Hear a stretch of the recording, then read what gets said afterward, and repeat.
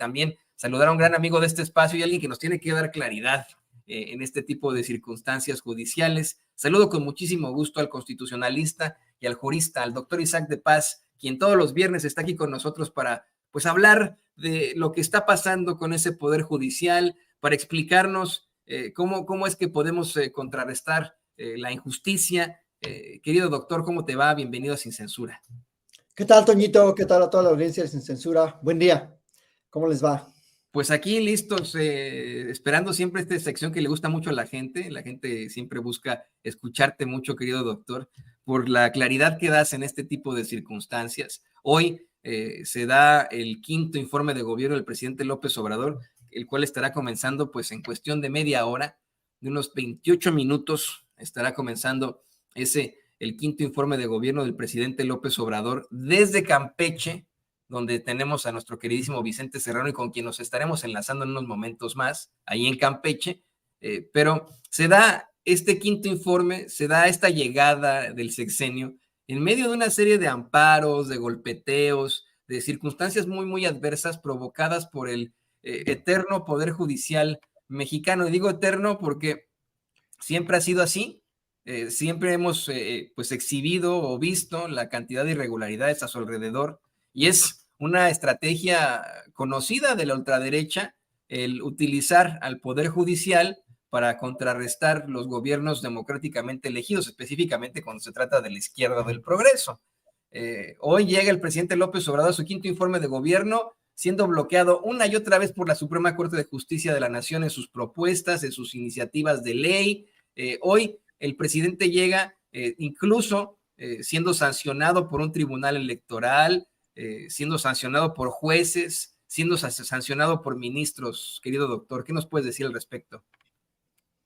Mira, Toño, en una retrospectiva de estos 5 años muy tensos de relación entre el presidente López Obrador y no solo el Poder Judicial, el sistema judicial como tal, los grupos de abogados, los grupos conservadores que tienen abogados a su servicio, asociaciones legales a su servicio, incluso hasta academias, escuelas de derecho que comparten la visión de usar al Poder Judicial y al derecho para frenar el progreso. Es toda como una escuela, hasta tienen una filosofía propia que intenta eso, poner al derecho al servicio de los grupos de poder.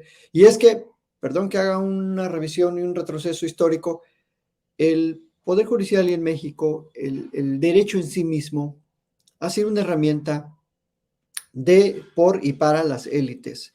Así nace el Poder Judicial en el siglo XIX como un grupo muy selecto de hombres, de leyes, de hombres cultos supuestamente, de buenos modales supuestamente, y dominan todo el siglo XIX este tipo de perfiles en el Poder Judicial, mayormente con algunas excepciones, claro, como Juárez, como Ponciano Arriaga,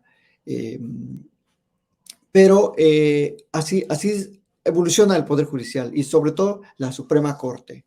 El siglo XX no fue la excepción, y ya como a finales del siglo XX, con la reforma del 94, por cierto, impulsada por Zedillo, y que hemos dicho aquí, se han cansado muchos colegas y el público hasta lo sabe, cuando Zedillo deshizo la Suprema Corte en el 94, cuando quita a 20 y tantos ministros que había, tantas salas, había 4 salas, y las hace únicamente 2 y nombra únicamente a 11. Ahí nadie dijo nada, ahí nadie dijo que era un golpe de Estado, ahí nadie dijo que Zedillo quería una corte a modo, nadie se atrevió, porque nadie se atrevía, ni estos que estabas mencionando hace rato, ¿no? Supuestos periodistas de larga data en Televisa, no solo López Dóriga, los Sabludowski, ni Guillermo Ortega, ni toda esa pues jauría mediática, diría aquel profesor libanés. Entonces, el Poder Judicial en este sexenio, ya para regresar, ha estado siendo instigado por los grupos de poder corporativos para intentar frenar, pero no lo ha logrado desde mi punto de vista, intentar sin éxito frenar las grandes reformas y los grandes cambios. Esto se debe a dos factores principalmente, Toño, estas intentonas, que el sistema legal en sí logra favorecer a los poderosos, a los que tienen dinero, a los que tienen conocimientos legales, a los que pueden contratar un gran despacho, un buen despacho. Y en este México, por desgracia, pues no se respeta la justicia pronta, expedita para la mayoría del pueblo. La justicia a veces pronta y expedita es para quien tiene las mejores conexiones, quien es más cercano a los tribunales, y esto lo logran porque tienen pues todo un despacho a su servicio. Ese es un problema estructural, no solo de la Suprema Corte, de cualquier juzgado administrativo, civil, mercantil, familiar, en todo México, Toño, en todo México. O sea, es un problema endémico del Poder Judicial. La segunda cuestión es también que ese Poder Judicial al interior sigue replicando las prácticas añejas. No solo el Poder Judicial Federal, no solo la Suprema Corte, como hemos visto esta semana, que eso será el tercer punto que tocaré, sino que los poderes judiciales locales no han sido capaces de modernizarse, de ofrecer mejor servicio de justicia a la sociedad, de tener mecanismos amplios de, por ejemplo, un escalafón, una serie de concursos para que la gente entre a trabajar y de evaluaciones claras para ir nombrando a todos los funcionarios, desde el notificador, el ejecutor, el secretario, el actuario, el juez. Carecen la mayoría de poderes judiciales de concursos claros, de concursos abiertos, que permitan ir renovando esos nombramientos y que mejores perfiles ocupen esos puestos. ¿Por qué es importante los perfiles de quienes son titulares? Bueno, pues porque es un ser humano el que dirige un juzgado, el que decide cómo se debe dar la atención al público, el que evita las tranzas, el que dice, no, yo no quiero que mis secretarios reciban dinero, atiendan a todos por igual, nombren audiencias para todos por igual, atiendan y presten los expedientes a todos por igual, nada de que al que dejó una lana o invite el café o invite el almuerzo o el compadre del actuario va a ser favorecido.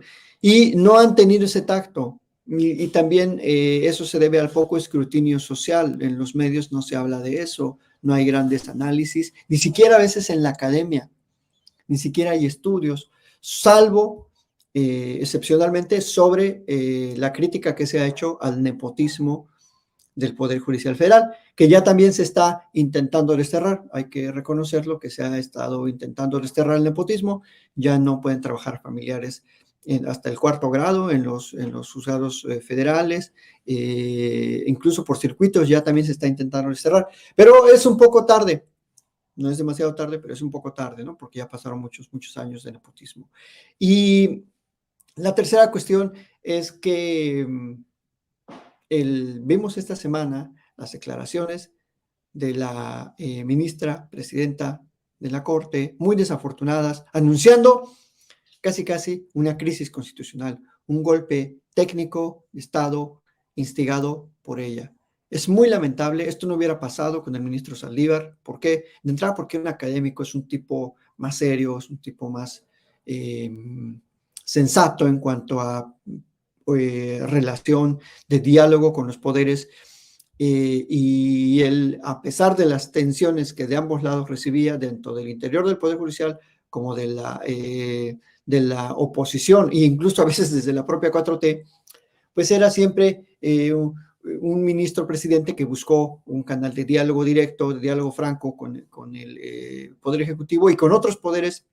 Y en cambio, al anunciar la ministra Piña que ni siquiera todavía se está discutiendo el presupuesto, que si no les dan dinero no iba a ser posible o no va a ser posible la transición democrática en el 2024, híjole, pues yo sí dije, señora, Creo que vamos a bajarle 20 rayas a su tensión, a su paranoia judicial. El Poder Judicial, por supuesto que va a tener su presupuesto, a nadie se le va, es imposible que se le quite el presupuesto al Poder Judicial, porque el presupuesto no es de ellos, no es de la ministra, no es de los ministros, es del pueblo y sirve para el pueblo, o sea, sirve para que el dinero llegue a los juzgados, para que los juzgados trabajen, para que se paguen sueldos, para que se paguen servicios, agua, luz, mantenimiento, para que todo funcione y no, ellos ven como el presupuesto, ahí se nota que le ven como algo suyo, como un patrimonio, como, ay, me van a quitar mis fideicomisos de 20,000 millones. Y esa es una visión que los que estudiamos el derecho constitucional y los tribunales constitucionales es una visión de cerrazón judicial, de no apertura al diálogo judicial. No tenemos un poder judicial que quiera dialogar en este momento, que quiera acercarse a encontrar puntos de convergencia con los poderes que ahorita están en desencuentro, digamos, ¿no? Con el Poder Ejecutivo y con el Legislativo. Se ve luego un afán ya de choque, un afán de querer llamar la atención para tensar más la situación, cuando no es el momento y ni siquiera se le está quitando en este momento nada, ni un peso se le está quitando al Poder Judicial. Y si en determinado momento el Poder Legislativo decidiera limitar el presupuesto, pues tendrían que racionalizar el Poder Judicial su gasto público. Punto. Es facultad exclusiva de la Cámara de Diputados aprobar el presupuesto, que es a propuesta, debemos decir, del Poder Judicial. Y si bien es cierto, ha habido esta crítica por parte del presidente, en eso se ha quedado, en crítica, porque lo respeta, porque dice, bueno, yo opino que no deben ganar más ustedes, ministras, ministros, presidentes o integrantes de los tribunales colegiados, magistrados y magistradas, que no deben ganar más que el presidente de la República. Porque eso dice la Constitución y eso está expresamente en el artículo 127 y yo considero que no deben ganar más. Pero no los va a obligar, no les va a ir a quitar el sueldo, no, eso no es posible. Y se han dado el sueldo que han querido y no ha pasado nada. ¿Por qué? Pues porque el presidente lo único que hace es hacer una crítica directa, una crítica fundamental en la Constitución y ya, pero no les va a ir a quitar su sueldo, no va a ser un acto autoritario de quitarles su sueldo, por ejemplo. O sea, yo no sé por qué tanta laraca en el Poder Judicial, si no les han quitado ni un peso, ni un centavo partido a la mitad, le han reducido de sueldo a nadie. Hablando de ministros, ministras, y magistrados. Entonces, ¿por qué? Porque hay un nivel de respeto. Lo que ha dicho el presidente es, bueno, yo no estoy de acuerdo en esto que hizo el INE, que hizo el Tribunal Electoral del Poder Judicial de la Federación, pero lo voy a respetar, ya no puedo hablar de la señora esa, y ya. Punto. O sea, el presidente no es un autoritario soberbio, loco, que esté queriéndose vengar. El presidente tiene otras cosas mucho más importantes, yo siempre le he dicho, qué hacer. Sobre todo a 5 años ya de un avance notable, de una muestra de que con poco se puede hacer mucho, de que con austeridad en el gasto público, con racionalidad, sobre todo en el gasto público, con buscar las maneras de no realizar pues derroches en el servicio corriente, en el gasto corriente, se pueden hacer muchísimas obras, se pueden dar muchas becas, se puede lograr lo que muchísimos doctores en economía de Yale, de Stanford, de ITAM y de anexas nunca van a lograr. Nunca, por más maestrías, doctorados, libros de economía que escriben porque han perdido el sentido común, han perdido el rumbo. Y el presidente lo explicó muy bien, me gusta mucho a mí, además, no porque él lo explique, también yo en mis clases hablo mucho de los sentimientos de la nación, de esas articulaciones ya jurídicas, filosóficas que plasmó don Andrés Quintana Roo y don José María Morelos y Pavón para equilibrar la desigualdad económica, para proteger esas clases que nadie las protegía antes, al hijo del campesino, al hijo del jornalero, a los excluidos de la colonia. Ya hablaban ellos en los sentimientos de la nación que se equilibre el jornal del pobre, del campesino. Y es lo que seguimos necesitando ahora, el aumento de los salarios de las personas que trabajan en las fábricas. Aquí en Tijuana ganan muy poco las personas que trabajan en una fábrica, pero no solo en Tijuana, en todos los parques industriales no hay persona que gane más allá de 2,500 a la semana, con todo y bono de despensa y bono de puntualidad. Seguimos requiriendo ese equilibrio económico y el presidente lo que ha hecho es eso, equilibrar la balanza, darle dinerito a los jóvenes que estudian la preparatoria, la secundaria, primaria, a nuestro sector de los ancianos, ancianas que han trabajado mucho, pues órale, dale su lanita bimestralmente y eso va equilibrando la balanza y va permitiendo a mucha gente, como lo ha permitido, salir de la pobreza. Eso es lo que no ven en el Poder Judicial. Por eso, volviendo al punto de cuál sería una ruta, bueno, mejorar los perfiles de a quienes estamos contratando en el Poder Judicial, a quienes les estamos dando el fiat para administrar justicia, de todo tipo de justicia, laboral, civil, familiar, mercantil, en los tribunales administrativos, que es una justicia muy importante, la justicia administrativa, en los tribunales fiscales, que sobre todo requerimos gente que no sea corrupta, que no le valide la evasión de impuestos a las grandes corporaciones, y también en la Corte. O sea, en el Poder Judicial lo necesitamos limpiar no solo de arriba para abajo, también de abajo para arriba, Toño, porque es un poder muy distinto a los otros poderes y hay que conocerlo también para saber cómo le vamos a entrar a esa reforma que se está proponiendo para el 2024. Hasta aquí dejaría mi intervención. Toño, no sé si tengas algún comentario o alguna otra cuestión. Nada más una sola pregunta, aprovechando que te tenemos en línea, doctor, y abusando de tu confianza.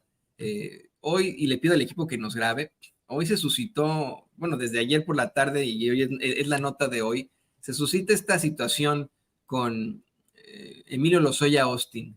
Una vez más, un juez pues le permite salirse con la suya a este señor y no tendrá que pagar debido a pues, al planteamiento de un juez, no tendrá que pagar ni un centavo de lo que pues se le acusaba, tendría que reparar en el caso de agronitrogenados.